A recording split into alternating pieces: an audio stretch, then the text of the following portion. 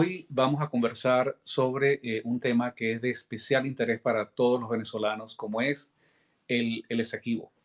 El próximo martes 30 de junio se va a celebrar en la Corte Internacional de Justicia una audiencia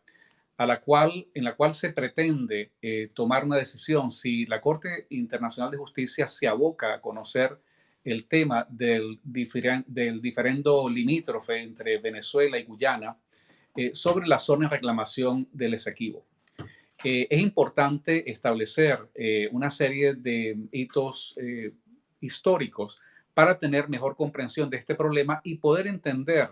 la gravedad de la traición que Hugo Chávez Frías y el gobierno chavista ha perpetrado en contra de Venezuela. Básicamente, los intereses de Venezuela como república sobre el territorio Esequibo tienen su origen en la creación de la Capitanía General de Venezuela en 1777. Desde entonces se estableció que el límite, que la marca que delimitaba los territorios de esta Capitanía General, que era, por supuesto, del imperio, correspondía al imperio español frente a Holanda, era el río Esequibo, desde su nacimiento hasta su desembocadura en el Atlántico. Luego, en 1814, cuando Gran Bretaña se hace de las posesiones de las colonias de Holanda, entonces Gran Bretaña Inglaterra inicia una serie de acciones para tratar de mover esa línea divisoria más hacia el oeste, de manera que ellos emprenden una serie de acciones promoviendo la colonización de esa zona, lo cual da origen a los reclamos que inicia Venezuela para establecer la soberanía y su presencia en ese territorio. Lamentablemente, esto fue puesto en manos de un tribunal de arbitraje. Esto es lo que se conoce como el laudo arbitral de París de 1899, que de una manera completamente, digamos, en contra de los intereses de Venezuela, de una manera amañada, se le arrebata a Venezuela aproximadamente 159 mil kilómetros cuadrados de territorio, en una decisión que años posteriores se determinó que fue totalmente amañada, no solamente por el hecho de que Venezuela no tuvo representación en el laudo arbitral de París, sino también por el hecho de que las personas que supuestamente representaban a Venezuela, que no eran venezolanos, se prestaron pues para una componenda que incluía inclusive la falsificación de evidencia cartográfica y una serie de elementos que se confabularon simplemente para perpetrar este acto de despojo territorial. Una vez que esto se hace del dominio público en los años 40, posteriormente en el año 62, Venezuela acude a la ONU para hacer el reclamo. Esto es lo que da origen a el Pacto de Ginebra. El Pacto de Ginebra es sin duda un triunfo para la posición nuestra, para la posición venezolana, porque queda establecido, se reconoce el derecho de Venezuela, se reconoce el reclamo que tiene Venezuela sobre esta área que ya entra en disputa, y esto lo reconoce tanto el Imperio Británico, tanto Inglaterra como la naciente Guyana. Desde entonces se inicia pues un proceso en el cual, así como al comienzo el Imperio Británico y luego Guyana emprenden una serie de acciones de hecho y de derecho para establecer presencia en esa zona de reclamación, se inicia un proceso de negociaciones que lamentablemente no concluyen en nada. Inclusive en el año 1970 se firma el protocolo de Puerto España, que prácticamente en la práctica congela las negociaciones o el tema prácticamente por 12 años. Luego, frente a esto, existe una situación en la cual Venezuela y Guyana ponen en manos de la ONU la resolución de este conflicto, lo cual lamentablemente tampoco concluye en una solución satisfactoria. Lo importante para nosotros es entender que Guyana ha venido sosteniendo una política de hecho y de derecho para establecer presencia en esta zona. Lamentablemente, del lado venezolano, nunca hemos tenido un gobierno nacionalista, patriota, con la convicción de establecer la necesaria presencia y las acciones de hecho y de derecho para fijar la soberanía venezolana en esta zona de reclamación. Pero lo más dramático ocurre a partir del año 1999. A partir del año 99 en Venezuela toma el poder Hugo Chávez Frías y en ese intento mesiánico de hacerse el líder del tercer mundo y de lograr apoyos internacionales que le permitieran perpetrar su estafa y establecerse como una tiranía en Venezuela, Chávez se dio a la tarea de comprar apoyos en el área del Caribe. Por esto, Chávez inventa no solamente comprar literalmente por la vía de regalías de petróleo y de gas a los países del CARICOM, sino que también establece organizaciones como el ALBA, que se convierten en mecanismos para crear toda una alianza internacional en defensa de esta tiranía. Esto se traduce en acciones que han sido sumamente lamentables. Por ejemplo, no se puede ignorar el hecho de que en el año 2004 Hugo Chávez Frías le declaró al mundo que Venezuela no tenía interés en profundizar sus diferencias con Guyana. Pero no contento con esto, Chávez fue a Guyana y ratificó esta posición. Esta posición se traduce en una postura no solamente de debilidad, sino de entrega total, de sumisión, de rendirse en cuanto a un reclamo frente al cual Guyana jamás se ha doblegado. Lamentablemente, si esto era lo que venía de la posición de un jefe de Estado, además, no solamente su posición retórica de concederle a Guyana el derecho, la posibilidad de que esto no sería más un tema de discusión entre ambos países, pero además esto acompañado de una política sistemática de asistencia a Guyana a través del CARICOM, de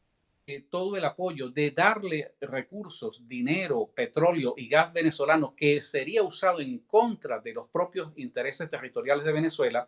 todo esto se configura en el deseo mesiánico de Hugo Chávez Frías y de su ministro de Relaciones Exteriores en ese momento, el traidor Nicolás Maduro,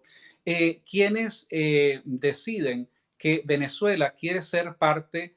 no solamente del Consejo de Seguridad de las Naciones Unidas, sino que también necesita aumentar su presencia, su dominio en la Organización de Estados Americanos. El precio que ha pagado, que le ha tocado que pagar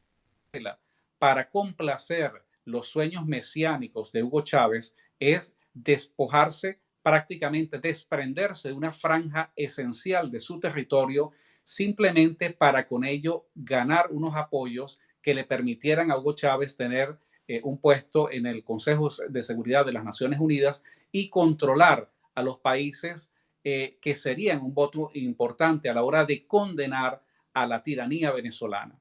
Esto es una situación que se complica además porque en el año 2015 se descubren importantes yacimientos de petróleo en la zona de reclamación. Una vez más, Guyana otorga concesiones, inicia acciones de hecho y mantiene su estrategia de reclamar jurídica y legalmente sus intereses sobre esta zona, frente a lo cual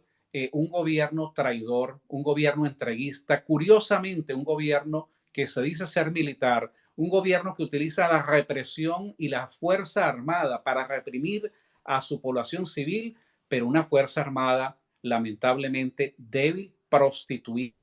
totalmente desahuciada y desmoralizada, que es incapaz de defender un metro de territorio venezolano.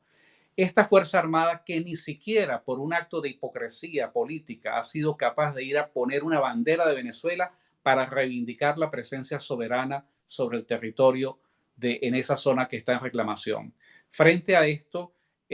han ocurrido otra serie de eventos y esto es justamente lo que nos mueve y lo que posiblemente va a tener un desenlace en la próxima semana. Frente a la falta de una decisión por parte de esta gestión de buenos oficios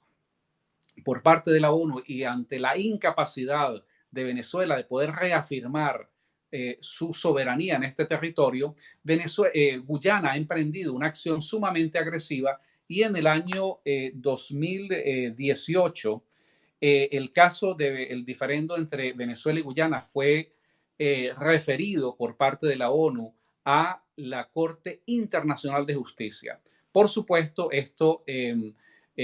significa un avance importante en la posición de Guyana.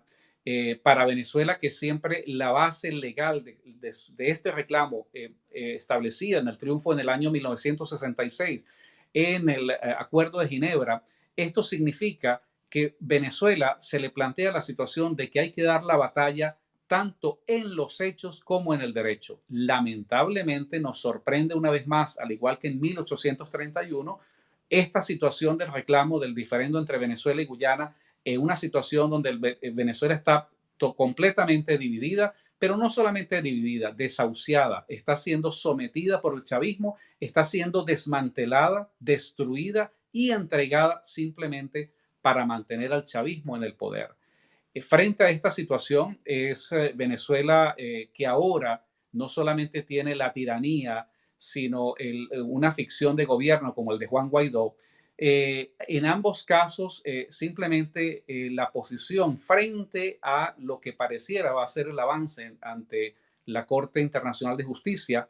en ambos casos, tanto el gobierno de Guaidó como el de Nicolás Maduro se han limitado a expresar de manera retórica que ellos rechazan la jurisdicción de la Corte Internacional de Justicia. Sin embargo, de esa manera lo que se ha hecho es renunciar a la posibilidad de ejercer una defensa legal. Nosotros, quienes nos consideramos nacionalistas y patriotas, somos de la idea de que Venezuela como república soberana debe establecer por la vía de los hechos y del derecho, pero sin descartar las vías de hecho, establecer su presencia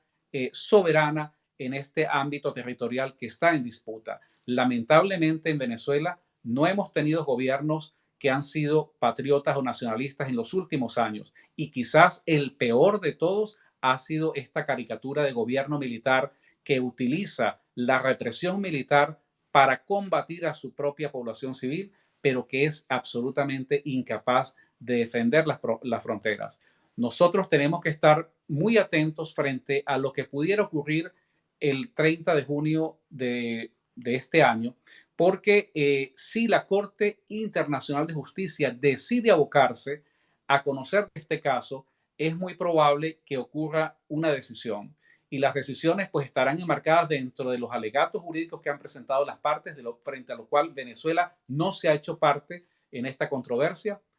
jurídica, pero también es posible que ellos decidan de acuerdo a un principio de equidad. En cualquiera de los casos, de una u otra opción, para Venezuela se trata de defender la integridad de su territorio. Y frente a esto, nosotros tenemos que establecer las responsabilidades y no podemos ignorar que en los últimos años, quien tiene el monopolio de las armas